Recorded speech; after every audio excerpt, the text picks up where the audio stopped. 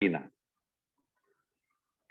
Los rayos del sol difundidos sobre la superficie de la Tierra producen solamente un calor moderado, pero si se concentran solo unos pocos rayos de sol, por medio de un cristal de aumento son capaces de producir fuego en el punto focal. La fuerza del pensamiento es el medio más poderoso para la adquisición del conocimiento. Si se concentra sobre un asunto, se abrirá camino a través de cualquier obstáculo y resolverá el problema. Si se posee la cantidad necesaria de energía mental, no hay nada que esté más allá de la humana comprensión. Mientras la malgastamos, la energía mental es de muy escasa utilidad para nosotros. Pero tan pronto como estamos preparados para tomarnos el trabajo necesario para dominarla, todo el conocimiento es nuestro. Están hablando de la concentración, concentrar el pensamiento, no permitir que divague. Nos va a dar la práctica poco a poco. Muy a menudo oímos a la gente exclamar petulantemente: yo no puedo pensar en 100 cosas a la vez, cuando en realidad eso es exactamente lo que han estado haciendo, lo que les ha causado ya la molestia misma de la que se están quejando. La gente está pensando constantemente en 100 otras cosas que aquella que tienen entre manos. Todo triunfo, todo éxito se ha conseguido por medio de la concentración persistente en el fin deseado. Esto es algo que el aspirante a la vida superior debe aprender positivamente a realizar. No hay otro camino. Al principio se encontrará pensando en todo cuanto existe bajo el sol en vez de pensar sobre el ideal en el cual ha decidido concentrarse, pero esto no debe desanimarlo. A su tiempo verá que ya le es más fácil cerrar sus sentidos y mantener claramente sus pensamientos. Persistencia, persistencia y siempre persistencia, y ganará al fin. Sin ella es imposible obtener un resultado fructífero o alentador. No tiene utilidad alguna realizar el ejercicio 2 o 3 mañanas o semanas y abandonarlo por tanto tiempo. Para que sea efectivo, es necesario hacerlo fielmente, un día tras otro, sin descuidarlo nunca. Así es el sendero esotérico, o cualquier sendero. En todo se requiere persistencia para uno lograr el éxito en cualquier cosa. El músico tiene que persistir día a día durante años y años antes de llegar a ser un experto en la ejecución de ese instrumento. Un deportista debe ejercitarse todos los días durante varias horas, durante muchos años, antes de llegar también a dominar completamente ese deporte.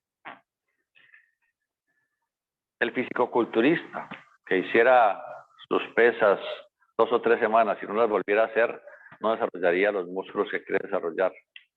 Y el esoterista, el ocultista, el místico que quieren desarrollar sus facultades espirituales, igualmente deben dedicarle tiempo mañana y noche, todos los días, durante toda la vida.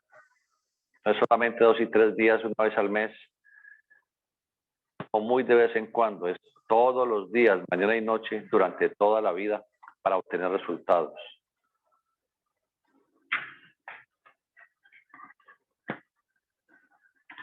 Puede elegirse para la concentración cualquier asunto, de acuerdo con el temperamento o convicciones del aspirante. Siempre que ese ideal sea puro y mejore la mente por su tendencia. Unos se concentrarán en el Cristo, otros a quienes les gusten las flores especialmente, pueden tomarlas como asunto de concentración. El objeto importa poco, pero cualquiera que sea debemos imaginarlo viviente y con todos sus detalles. Si es el Cristo, Jesús el cristificado, debemos imaginarnos un Cristo real, con rasgos llenos de vida en sus ojos, con una expresión viviente, no imaginar un crucifijo. La gente ve un crucifijo y dice, este es un Cristo. No, un crucifijo no es un Cristo, un crucifijo es un cruz y fijo. Es una imagen que está fija en una cruz. Cristo es la vida del universo. Y el Señor Jesús logró comulgar conscientemente con esa conciencia del universo. Por eso tenemos ese ideal de un ser que realmente avanzó demasiado en la evolución.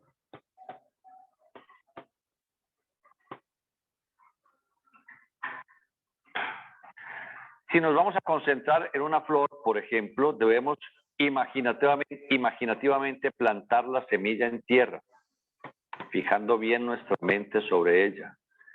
Después miremos desarrollar esa semilla, echando raicillas que penetran en la tierra en forma de espiral.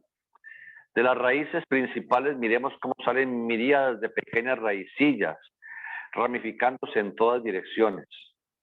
Entonces comienza a surgir el tallito de un color deliciosamente verde. Crece. Sale una yema, dos pequeñas ramitas que brotan del tallito principal. Sigue creciendo. Otro juego de ramas aparece, de estas brotan pedúnculos con hojas. Surge un capullo en la punta. Crece hasta que llega un momento en que se abre y sale una hermosa rosa roja entre la verdura. Yo creo que sería verdez de las hojas. Se desarrolla en el aire emitiendo un perfume delicioso que sentimos perfectamente, como cuando llega hasta nosotros la embalsamada brisa estival. Todo ello hermosamente creado por nuestros ojos mentales, la imaginación. Únicamente cuando imaginamos en forma tan clara y tan distintamente, penetramos ciertamente en el espíritu de la concentración. No debe haber sombras ni apariencias. Los que han viajado por la India nos hablan de faquires que les han mostrado una semilla, la que plantada crecía rápidamente ante sus atónitos ojos, produciendo flores y frutos que el viajero degustaba.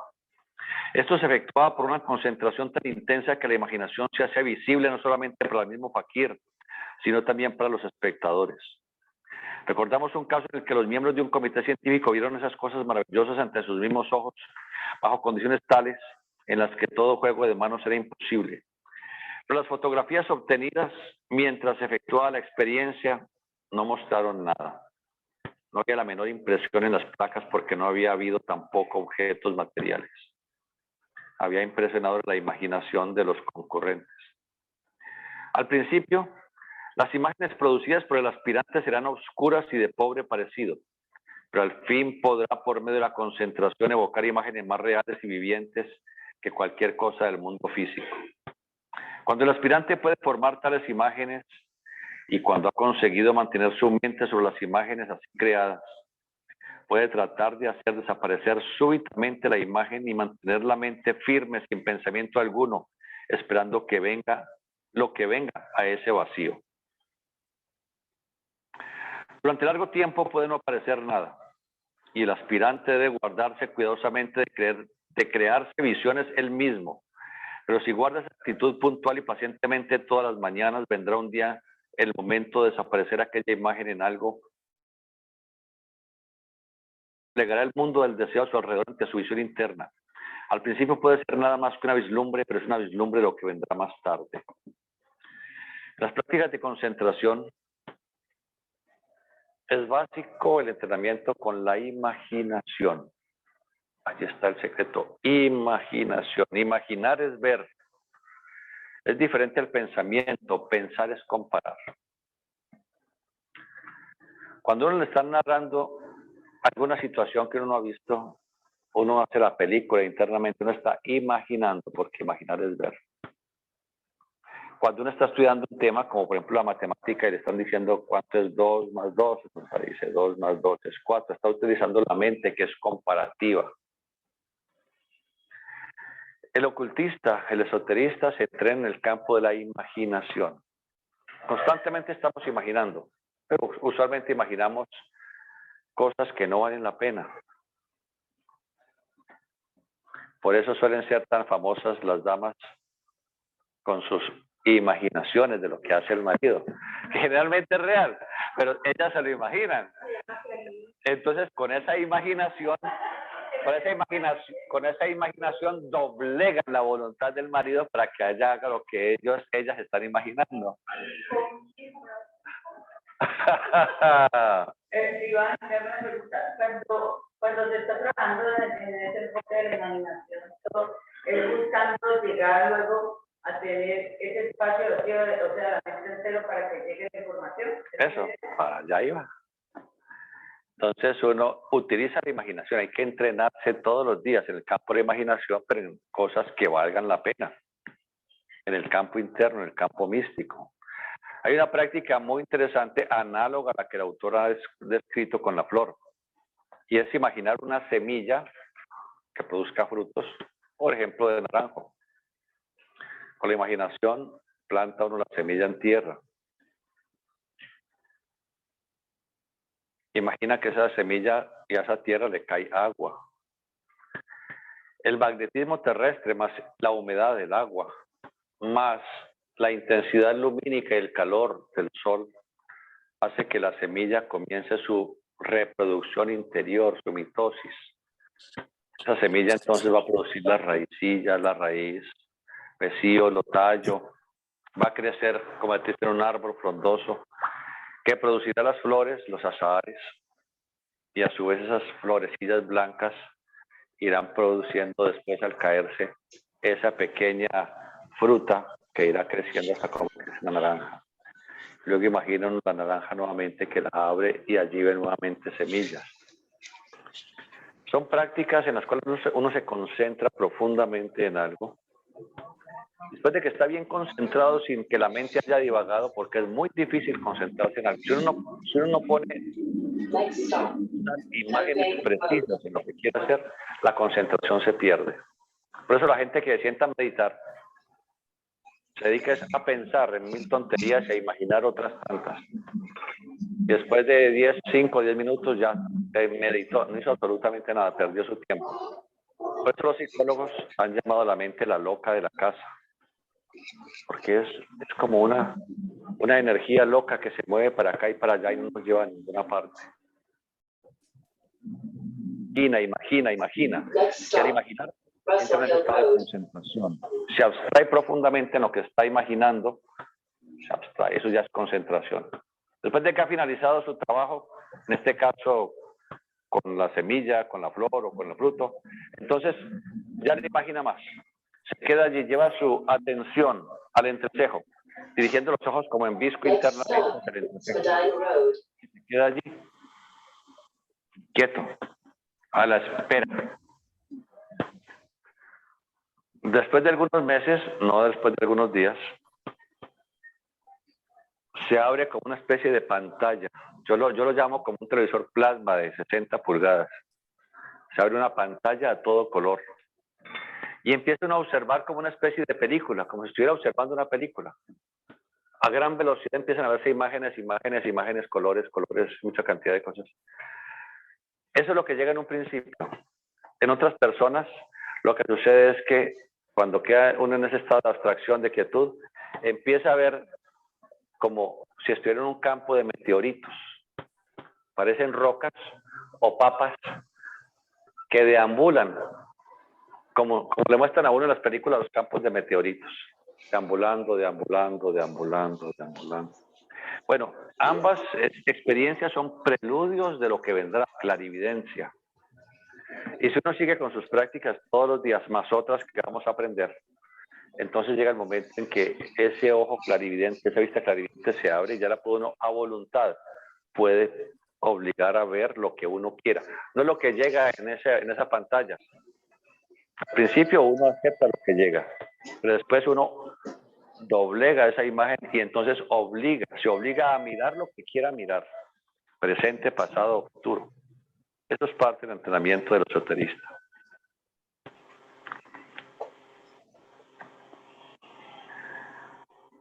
¿Alguna otra pregunta o comentario?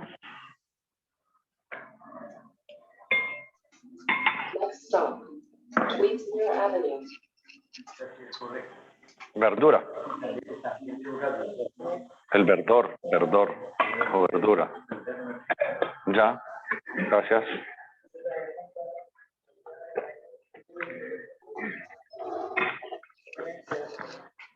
Siguiente práctica, meditación. Cuando el aspirante ha practicado la concentración durante algún tiempo, enfocando la mente sobre un mismo objeto, construyendo un pensamiento forma viviente por medio de la facultad de la imaginación, aprenderá por medio de la meditación todo lo referente al objeto así creado. Suponiendo que el aspirante haya evocado por medio de la concentración la imagen del Cristo, es muy fácil reproducir meditativamente todos los incidentes de su vida pública, sus sufrimientos. Pero mucho más allá de todo, eso es lo que puede aprenderse por la meditación. Un conocimiento jamás soñado fluirá en el alma llenándola de gloriosa luz.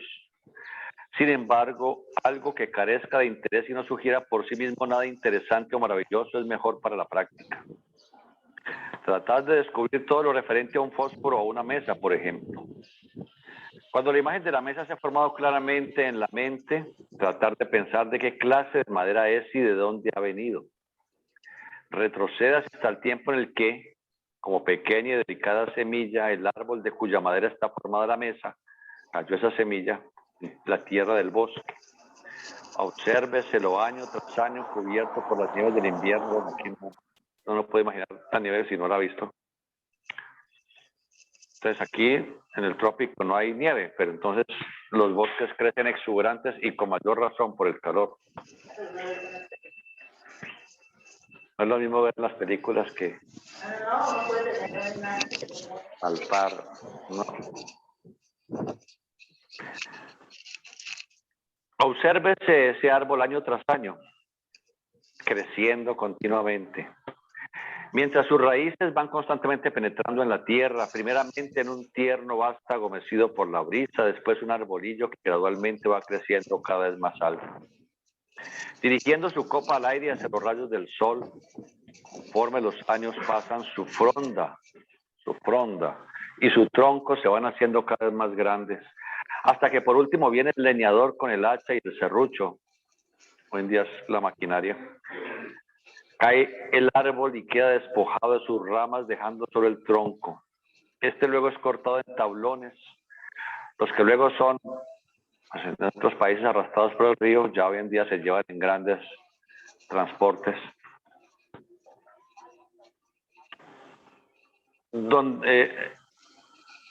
Más tarde se hace un gran atado con los tablones, entre los cuales estamos de aquel árbol, de nuestra imaginación y nuestra meditación.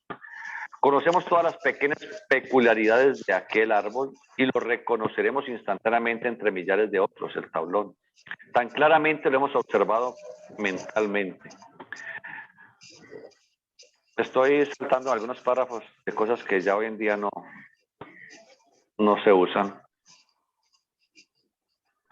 Por último, llegamos a un aserradero. Uno por uno los tablones son tomados por una cadena sin fin extraídos. Aquí viene uno de nuestros tablones cuya parte más ancha servirá de tablero a nuestra mesa.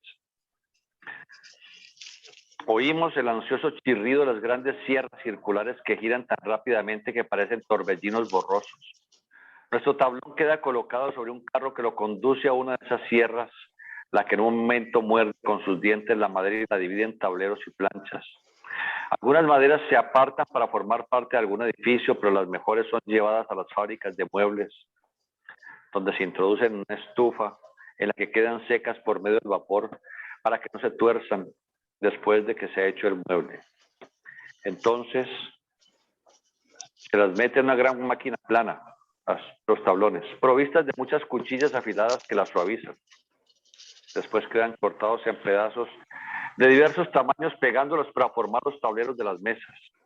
Las patas se sacan de los troncos más finos y se colocan en la armazón que soporta el tablero. Siendo nuevamente pulimentado, entonces todo el mueble con papel de lija, barnizado y suavizado, quedando así completa la mesa en todos sus detalles. Después se la envía a otra mueblería para que quede en existencia hasta su venta, y nosotros la seguimos hasta el lugar en que compramos y la llevamos a casa dejándola en el comedor. De esta manera, por medio de la meditación, nos hemos familiarizado con varias ramas de la industria necesarias para convertir un árbol del bosque en una pieza de moblaje. Hemos visto todas las máquinas y hombres y observado las peculiaridades de los diferentes lugares visitados. Hemos seguido además el proceso de la vida por la cual surgió el árbol de la delicada semilla y hemos aprendido que tras toda apariencia, por común que sea, hay una historia interesante en sumo grado. Un alfiler, el fósforo con el que encendemos el gas mismo y la habitación en la que encendemos ese gas, todos tienen historias muy interesantes que bien vale la pena de aprender. La meditación proporciona sabiduría y el esoterista aprende a abstraerse en diferentes temas, de lo que quiera saber. No importa que jamás haya estudiado o leído acerca de un tema. Se abstrae en ese tema. Y el espíritu, nuestro ser interno, que tiene la sabiduría del universo, empieza a iluminarlo y empieza a mostrarle todos los aspectos de ese tema, todas las variables posibles. Y al finalizar la meditación, tiene la sabiduría acerca de ese tema que antes no tenía. Esa es la importancia de la meditación, una de las tantas importancias. Entonces, primero viene la concentración, ahora viene la meditación. ¿Tienen preguntas? Ahí en el libro pues suena como muy bonito, ¿cierto? Porque además va entrando un nivel del detalle de eso. Cuando uno arranca el primer día, para seguir con el ejemplo ese se hace lo del arte y de eso. Entonces, el primer día yo a mí no me va a decir que yo soy a lo que le hago de cosa consciente. Entonces yo tengo que poner el mismo ejemplo día tras día y cada vez se le va metiendo más elementos a esa meditación. Así es el ejercicio. Así es el ejercicio. Es un proceso, por eso se ha dicho, no es instantáneo, es un proceso que hay que repetir todos los días. ¿Y por qué el autor recomienda que en la mañana?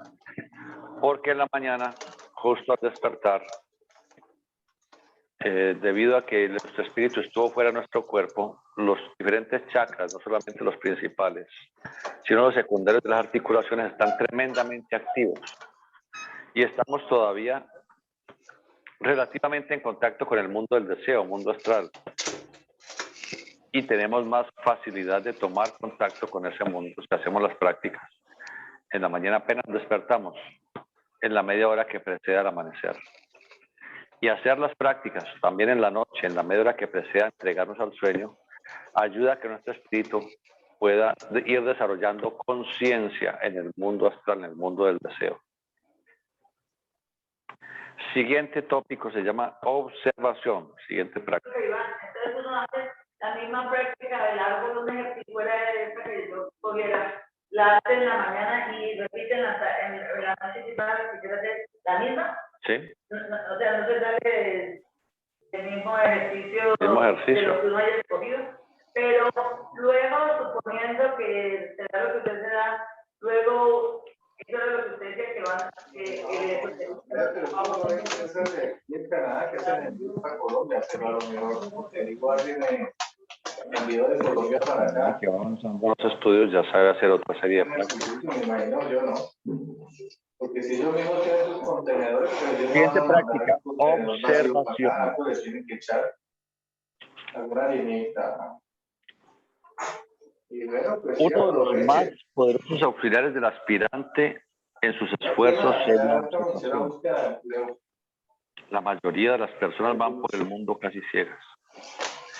De ellos es literalmente cierto el que tienen ojos y no ven y tienen oídos y no oyen. En la mayor parte de la humanidad hay una falta deplorable de observación. Muchas personas pueden excusarse en cierto grado porque su vista no es normal.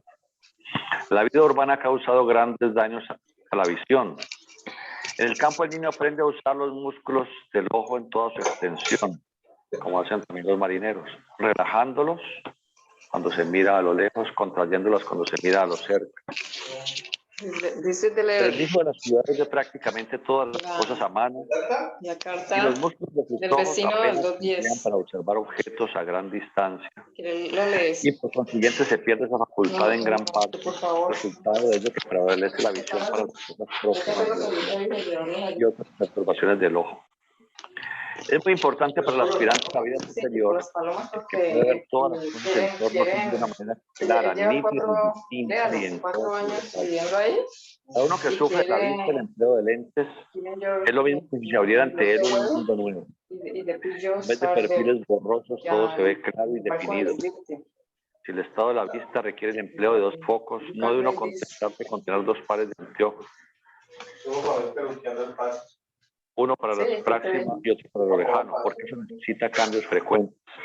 Y no solamente se necesita cambiarlos con frecuencia, sino que todo el cuidado que uno en casa al salir.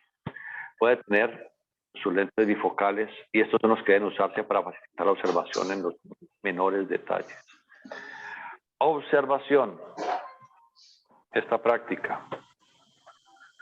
Los niños tienen esa capacidad de ser tremendamente observadores. A ellos no se les pasa absolutamente nada. Todo lo ven, todo. Se dan cuenta de todo. Y todo lo escuchan.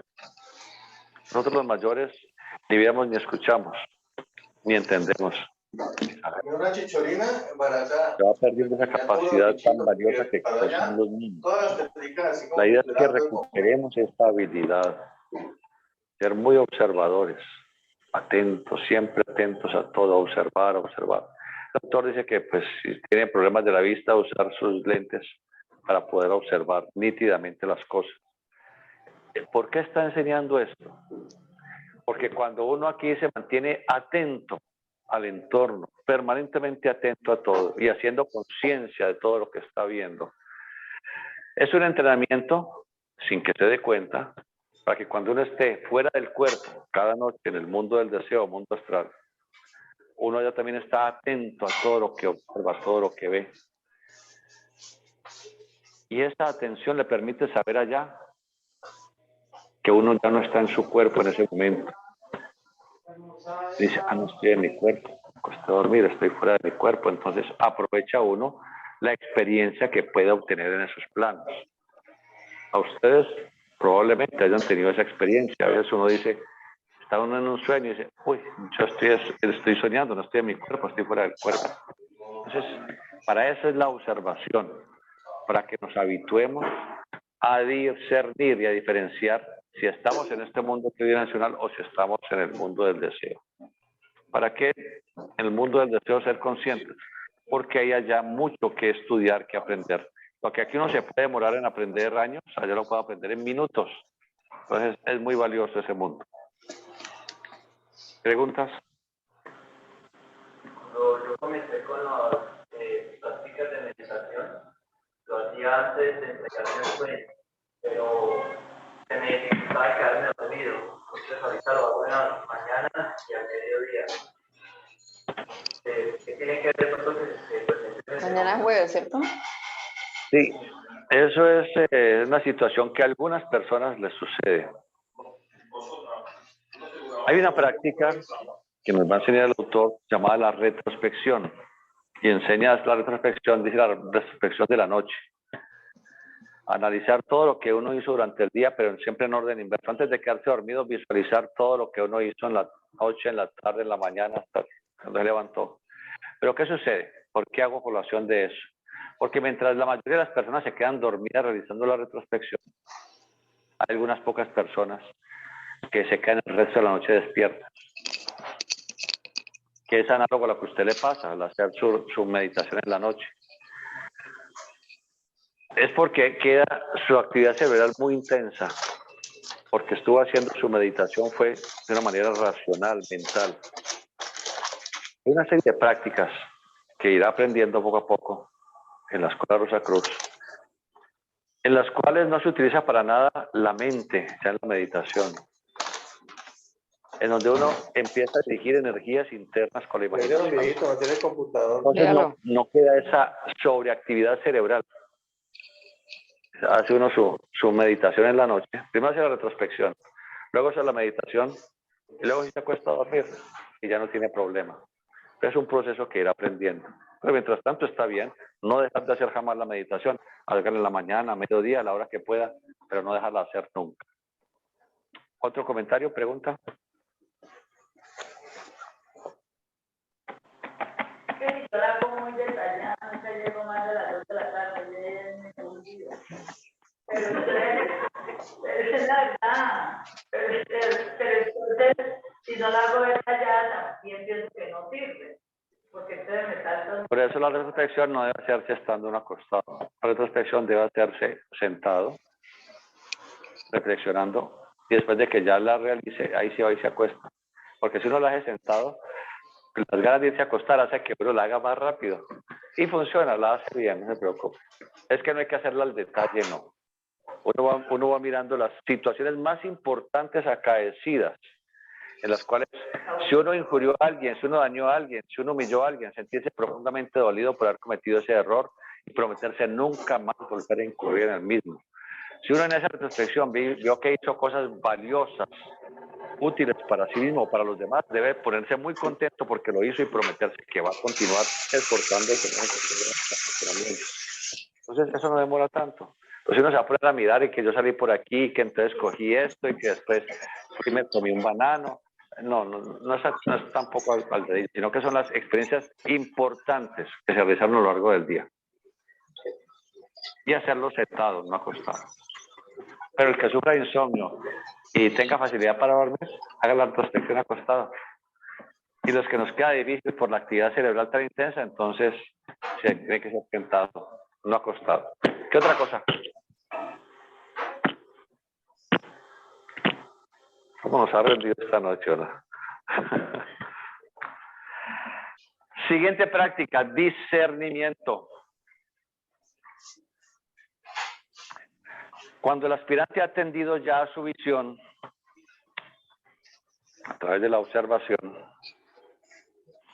debe analizar sistemáticamente todas las cosas y a todo el mundo,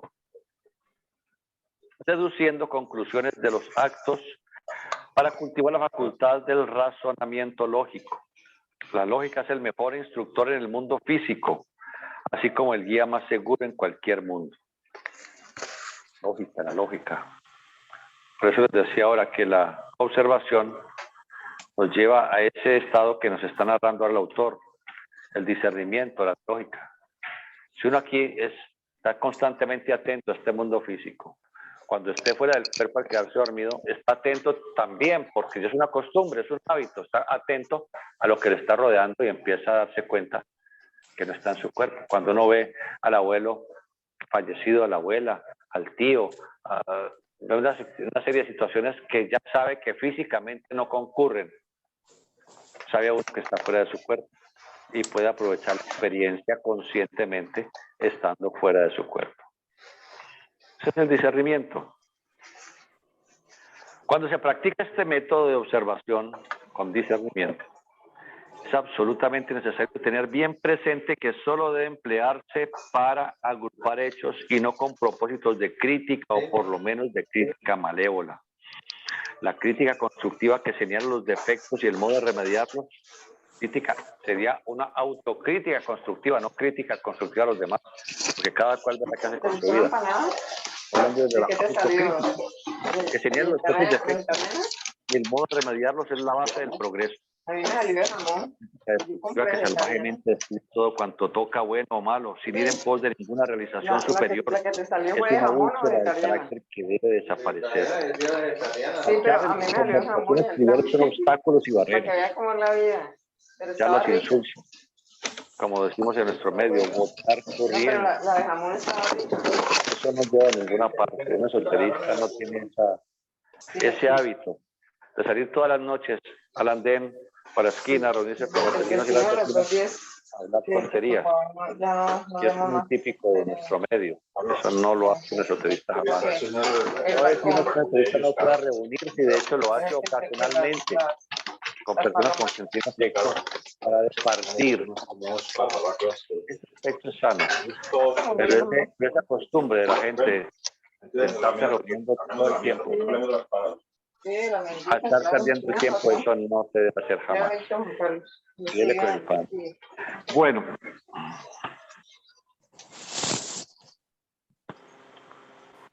Repito, la charla y las conversaciones triviales son obstáculos y barreras. Si bien no es necesario que digamos que lo blanco es negro y hacer como que no se ve la mala conducta ajena, la crítica debe hacerse con propósitos de ayudar y no para hacer el carácter de nuestro prójimo. Lo que él dice, que él está seguro que ellos no van a moverse hambre ahorita. Si recordamos la parábola de la pero es consciente, ¿no? de motu propio,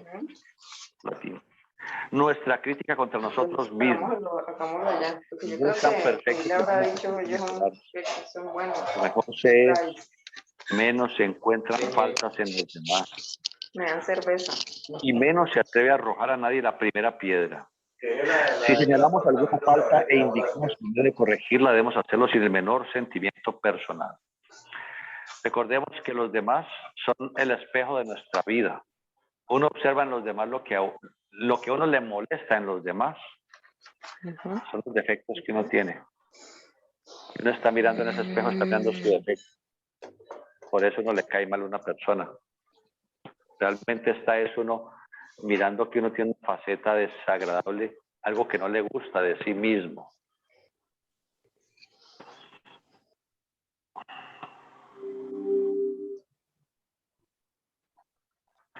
Debemos siempre buscar lo bueno que está oculto en todo.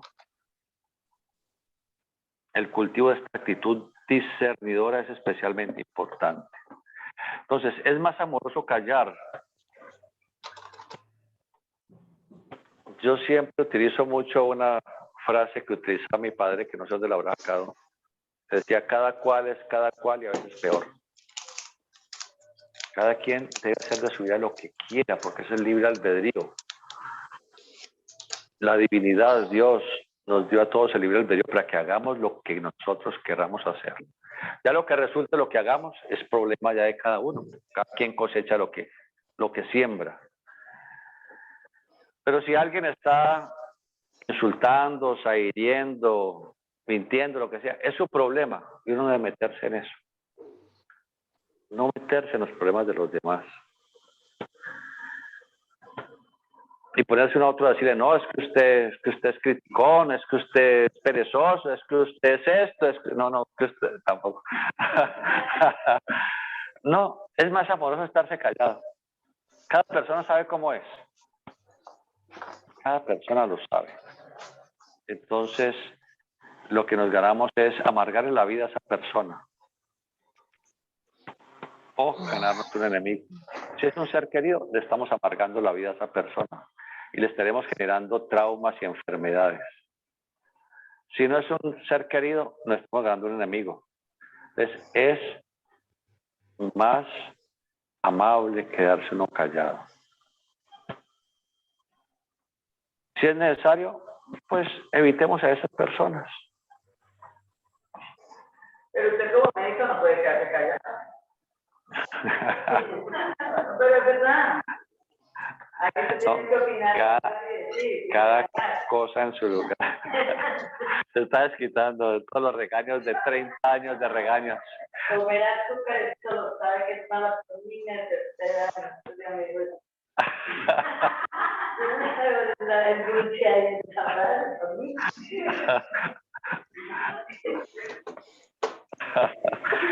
Hay que utilizar el discernimiento para ver cada cosa, ¿no? Cada cosa en su lugar. Depende de cada situación, por supuesto. En el caso de que estén hablando de medicina, pues es mi deber, si me buscan como médico, es mi deber explicar lo que esa persona le está dañando, física, emocional, mental o moralmente. ¿Sí?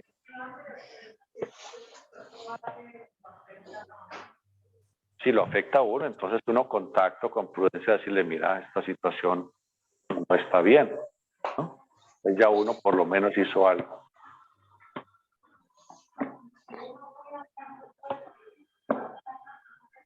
Para desahogarse, WhatsApp, sí. También, sí, está bien.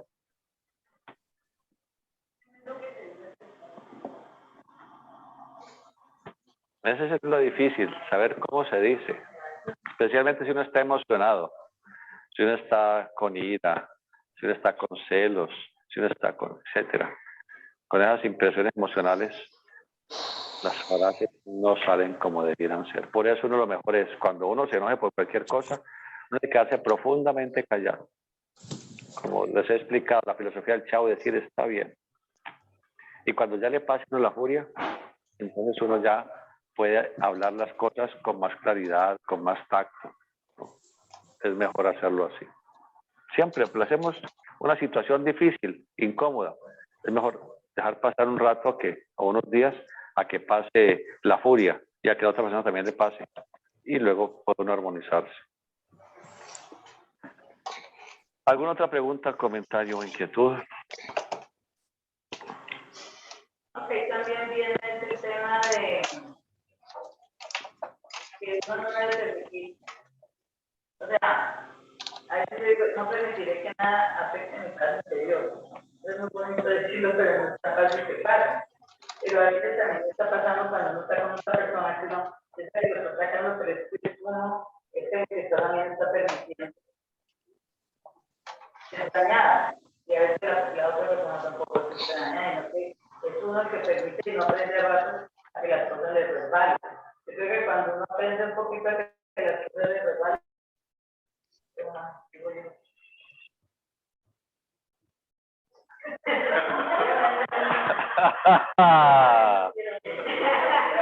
De la práctica de la filosofía del Chavo. Cuando algo le altera a uno la emoción, como eso, ¿no? Le altera la emoción. Entonces uno se interioriza y dice, no vale la pena, está bien, no vale la pena. Esa es la práctica. Muchos antiguamente decían, o seguirán diciendo, no sé, cuente hasta 10. Uno contaba hasta 10 y después cogía y... No es contar hasta 10, porque está reprimiendo una energía, una fuerza, una emoción. Es transmutar esa emoción en conciencia. Las emociones se transmutan en conciencia. En ese momento alguien me está tratando mal, me está insultando, me está haciendo un daño, no importa, salvo que me vaya a lesionar mi cuerpo. Entonces uno se interioriza y dice, está bien, no hay problema, tranquilo, está bien. De manera que los vórtices del cuerpo deseos se aquietan, se tranquilizan, se armonizan. Y listo. ¿Y qué es lo que sucede? Que la otra persona perdió. Porque la otra persona gana cuando uno se exalta, cuando uno replica, cuando uno se enoja. En cambio, si uno se interioriza, otra persona llega y ¿qué tal cosa y qué tal otra y qué no sé qué? Y uno dice, sí, está bien. La otra persona queda desarmada y eso es terrible. No hay una humillación mayor para una persona emocional que después de un alboroto de esos que les da tan tremendo, uno dice, bueno, eso es terrible para las personas. Y esas personas lo dicen, es que yo quiero en ese momento matar y destruir. ¿Cómo es que me dice, bueno, si es lo que quiero es seguir peleando? Me dice, bueno, y sale y se va. Porque te escribían en el WhatsApp de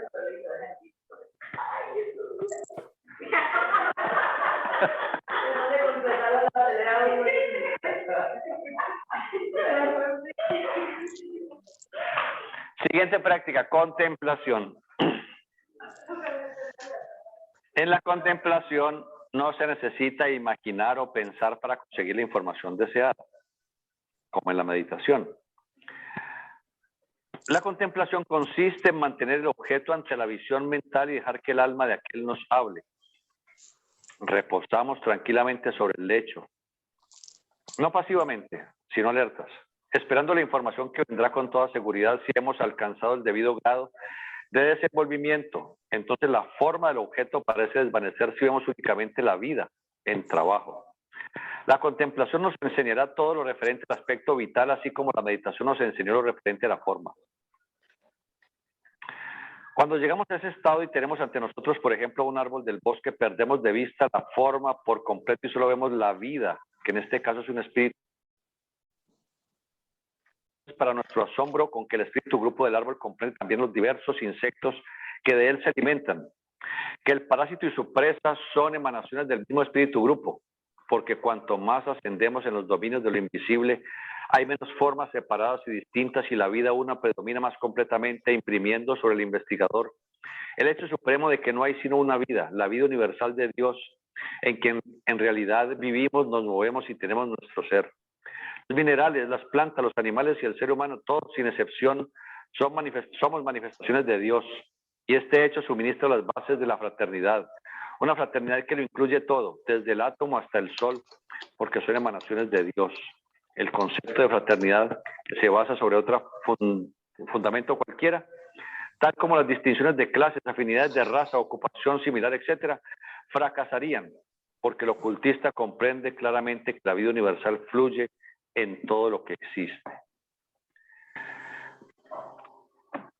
Nos habla el autor de los espíritus grupos. Por supuesto, ese tema no lo hemos tratado aquí con ustedes o con algunos de ustedes. Los seres humanos tenemos un espíritu interno, un espíritu individual. Los animales, los vegetales, no tienen espíritu individual, interno. Hay una mónada, una chispa divina que flota sobre ellos, pero no tienen un espíritu interno, que es el mediador entre la mónada y su cuerpo físico, vital, emocional, etc. Entonces hay una serie de jerarquías de seres, en este caso se llaman arcángeles. Seres que fueron humanos allá hace miles de millones de años, o un estado de conciencia análogo al que tenemos ahora como humanos, cuando nuestro estado de conciencia era análogo al de los vegetales. Esta evolución, esta oleada de vida llamada los arcángeles, ellos se agrupan formando lo que llaman espíritu grupo. Hay espíritu grupo de animales.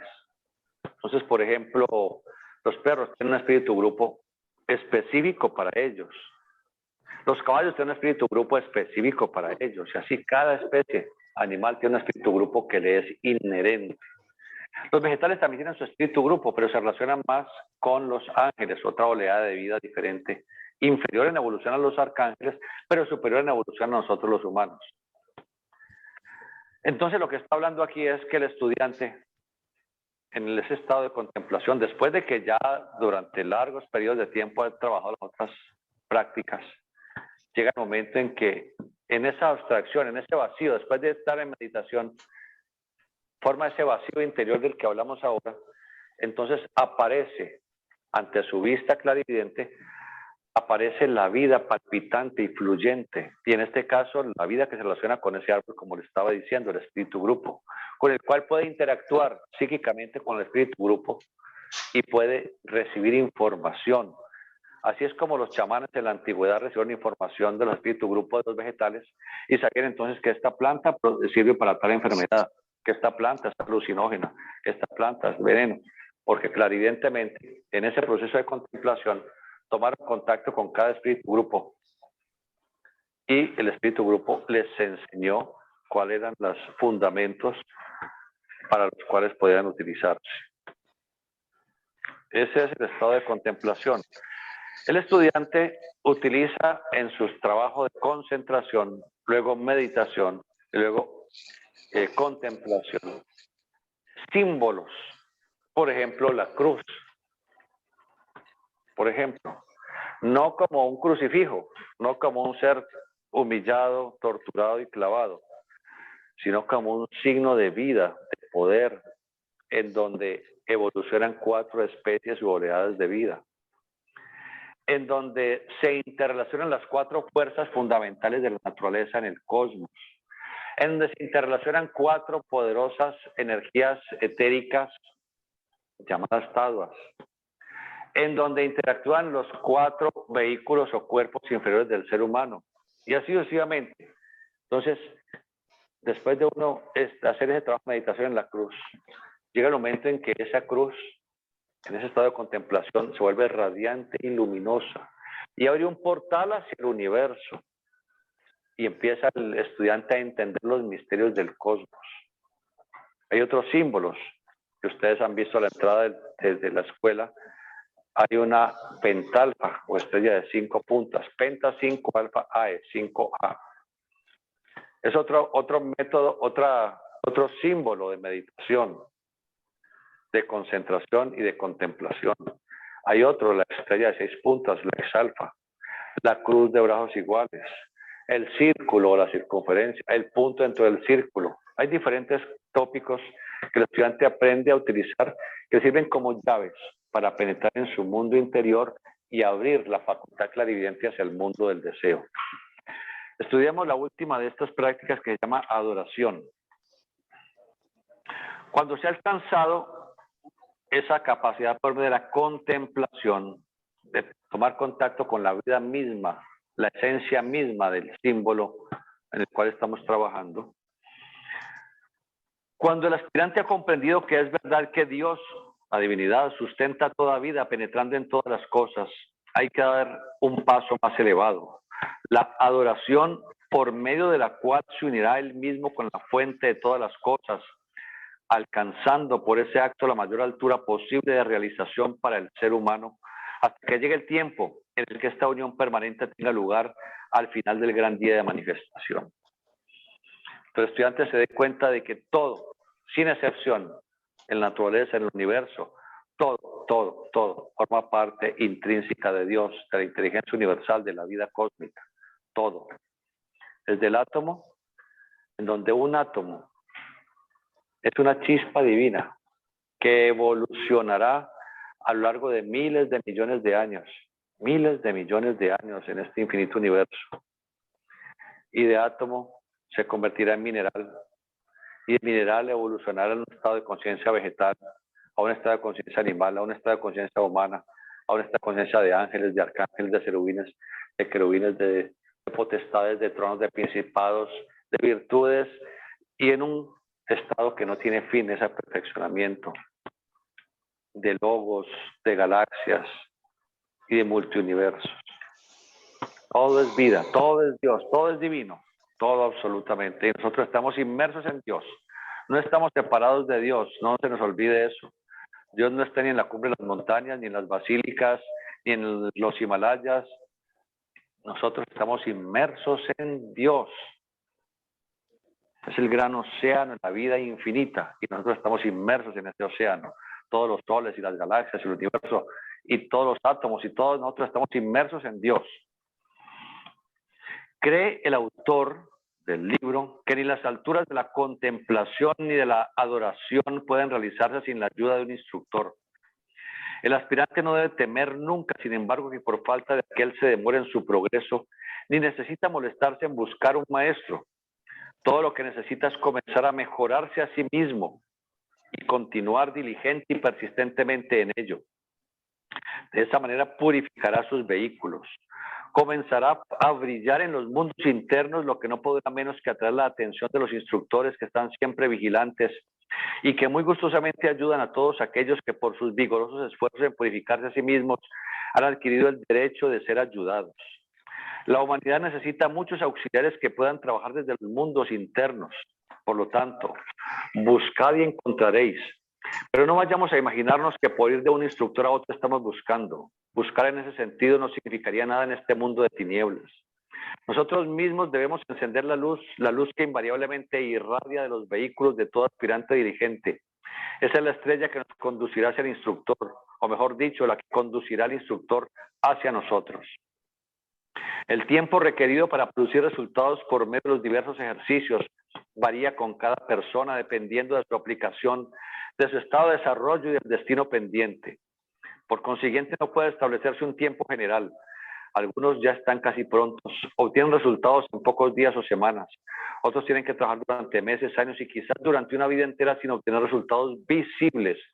Pero no obstante, los resultados están allí y el estudiante que persiste fielmente obtendrá algún día en esta o en otra futura vida la recompensa de su paciencia y de su perseverancia, y los mundos internos se abrirán ante sus ojos, encontrándose morador en esos dominios en los que las oportunidades son inmensamente mayores que el mundo físico. Desde entonces, despierto, dormido a través de todo lo que el hombre llama vida y de lo que llama muerte, su conciencia será ininterrumpida. Llevará una existencia continua, consciente, beneficiándose de todas las condiciones que permiten un avance más rápido hacia puestos de mayor responsabilidad para ser empleados en beneficio de la humanidad. ¿Qué significa todo eso? Nadie debe pensar que está solo en el camino espiritual. Nadie debe pensar que si no tiene un maestro, no puede progresar. Hay axiomas esotéricos. Uno, cuando el discípulo está listo, el maestro llega. No pensemos que necesitamos a un viejito de barbas o vestido de un color o de otro para poder trascender en el camino espiritual. La bondad de los instructores ha sido mostrarnos caminos para que mejoremos. Los griegos enseñaron el culto a la verdad, el culto a la belleza y el culto al bien.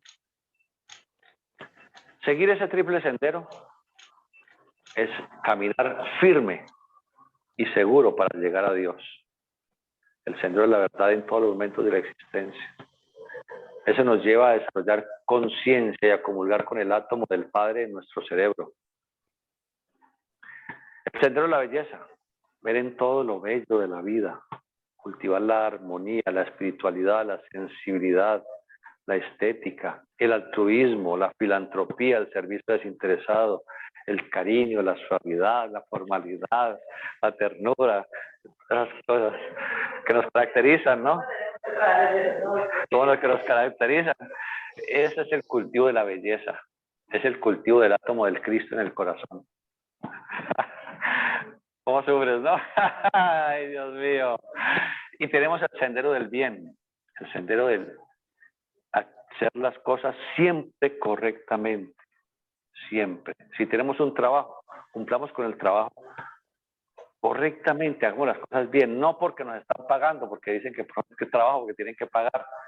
No, hagamos las cosas porque está bien hacerlas, porque es lo correcto hacerlas. Nunca hagamos las cosas de mala fe o las hagamos de mala gana. Hagamos todas las cosas bien, lo mejor posible. Así estaremos desarrollando nosotros la actividad del átomo del Espíritu Santo en nuestra interioridad. De manera que el estudiante, a medida que va teniendo pensamientos más positivos, más espirituales, a medida que va siendo más bondadoso, a medida que va siendo más altruista, a medida que va siendo más casto, puro, a medida que va viendo el varón en la mujer, va viendo en ella no un instrumento de placer, sino un ser que le divinizará, y la mujer mira en el varón ese ser que le divinizará.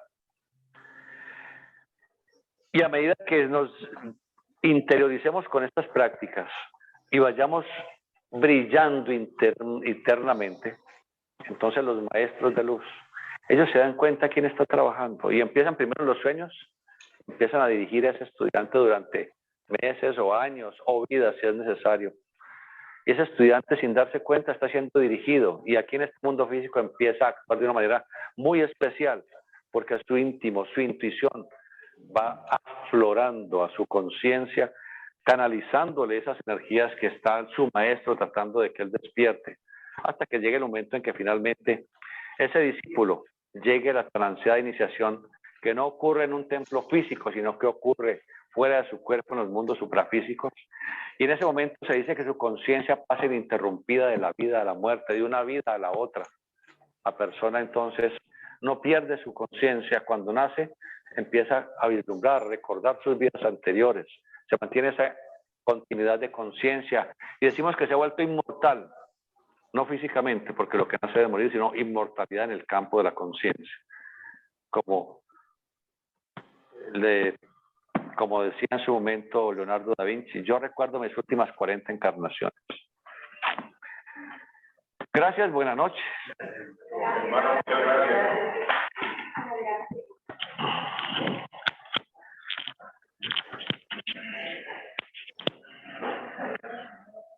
¿Cómo le está sirviendo de terapia esta la fallecerina? Estamos aquí. Estamos haciendo aquí su psicoanálisis. Oye, aproveche.